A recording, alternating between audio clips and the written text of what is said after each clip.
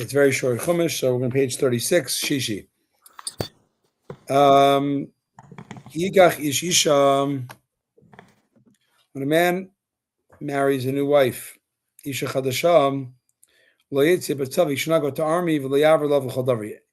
He shouldn't serve in the army, nor may any matter of the army be imposed upon him. Naki levese shonachas, he should be free for his 1 year, for his house, for his wife. Simach estishem ashlokach, and make his wife happy, whom he married.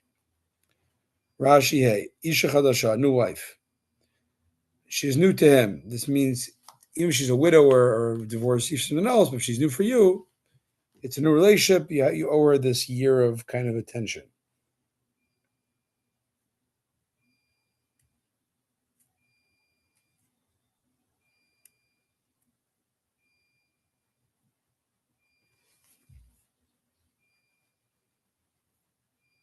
Yeah.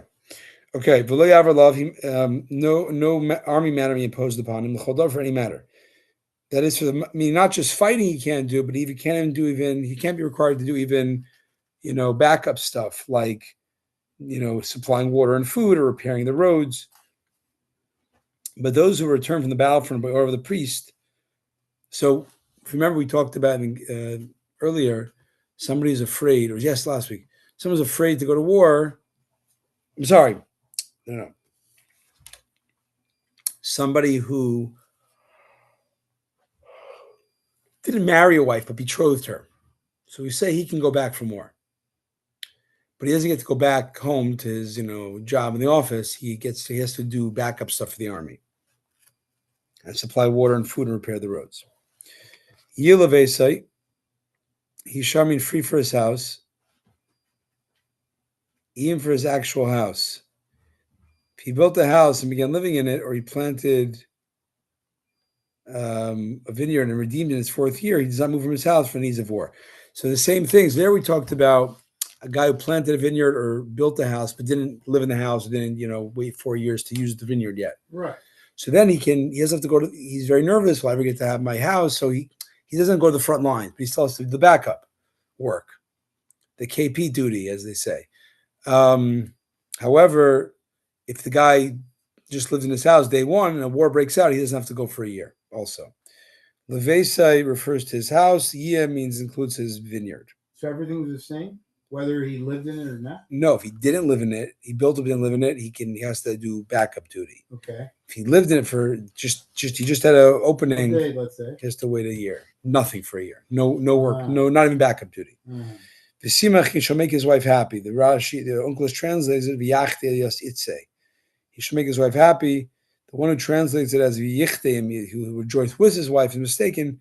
For that, it would be v'samach, not v'simach. Tomato. You have to know a little grammar. Okay. Yud vav lo yachver chamerechev. A creditor must not take a lower upper millstone as surety. Kinev shuchevel, for he takes surety. He thus takes a surety with the debtor used for bodily sustenance.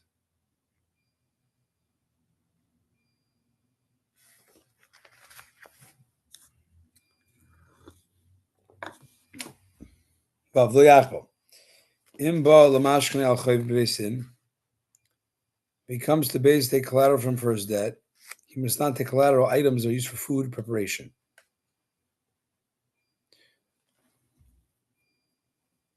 If the borrower defaults payment on the loan, the court's allowed to take so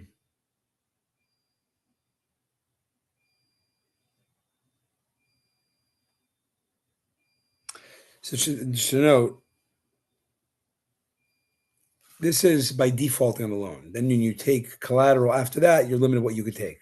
Can't take, basic food preparation items. At the onset of the loan, it says you could. You could set up an agreement from the beginning any way you want. You can't take his food, can you? What? You can't take his food, can you? You can take his blanket, but you got to give it back. What about food? Never thought of that. Not food preparation tools, right. Kitchen tools. You can't take food, right? We're not talking about kitchen food. I understand. I don't know about that. I don't know. Right.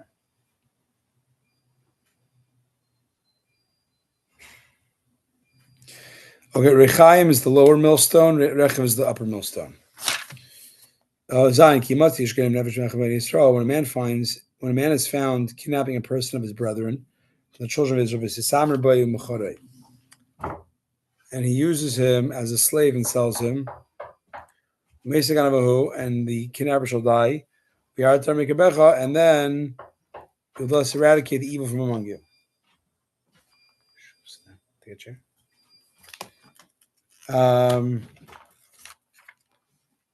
Kimatse, if he is found. If he's found through the testimony of witnesses and after warning. So to every type of found, is in the Torah means it's a term for witnesses. For witnesses basically warning you and watching you and therefore making you liable.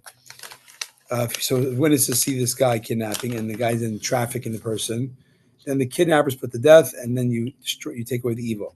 Hisamer means he uses him as a slave and then he sells him. He has to actually use him. He has to do both. Kidnapping him.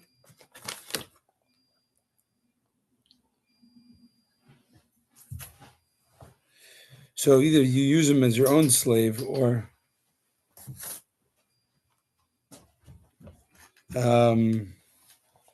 use him as your own slave or as someone else, or you sell him, then you're... Okay. Ches.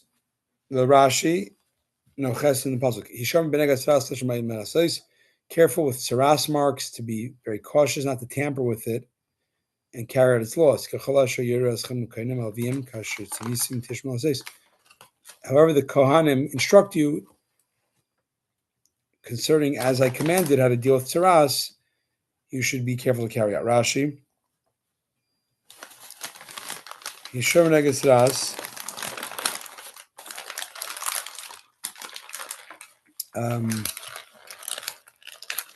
Careful of saras mark. You do not detach signs of impurity or cut off a beheris mark.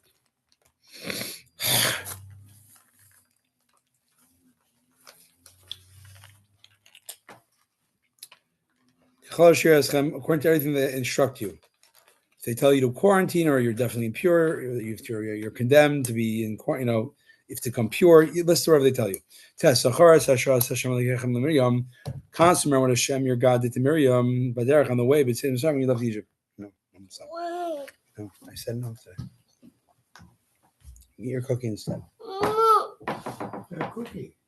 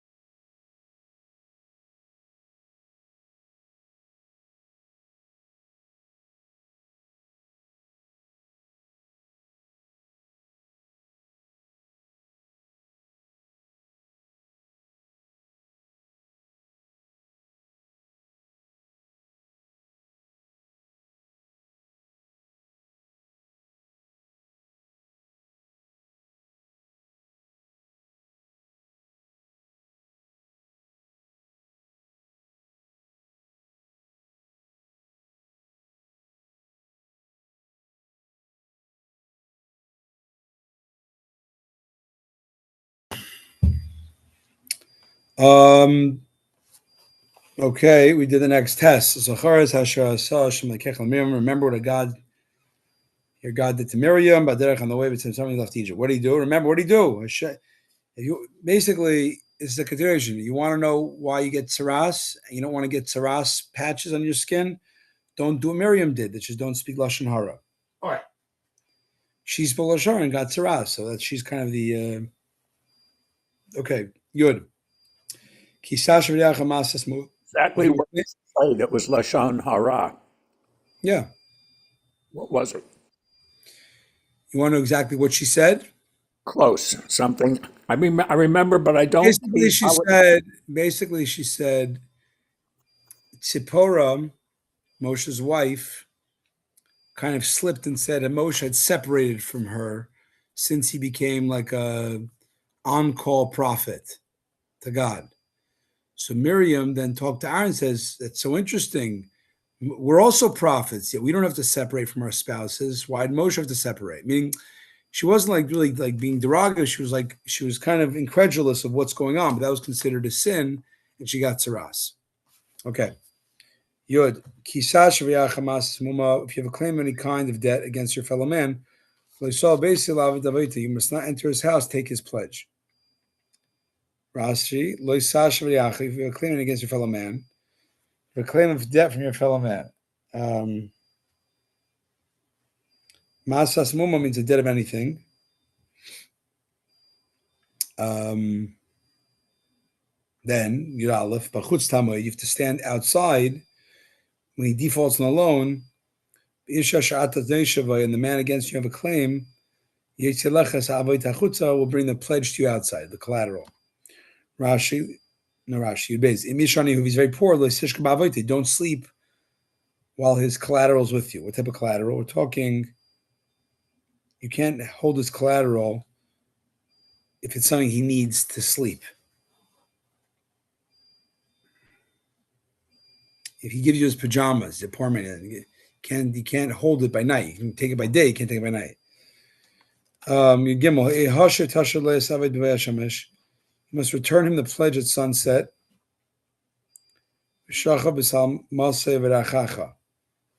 That he may sleep with his garment, and he will bless you. It will be a righteous act before Hashem for you, for your God. If it's a night garment, you have to give it back to him by sunset. And if it's the opposite, if it's a day garment, let's say the guy's poor. He has like no clothes back then. So he had pajamas. You're taking his only pajamas. You can't take it when he needs it. You could hold it during the day, every day, because to give him back, to give me my money back. Vice versa. Let's say he has one pair of clothes for the day. You can't take his only clothes for the day. This is what's said in the Parash Mishpatim. You shall return it to him until sunset. Return it to him for the whole day, and the sunset take it from him. He will bless you. Even if he does not, nevertheless, he'll be considered to you as a righteous act.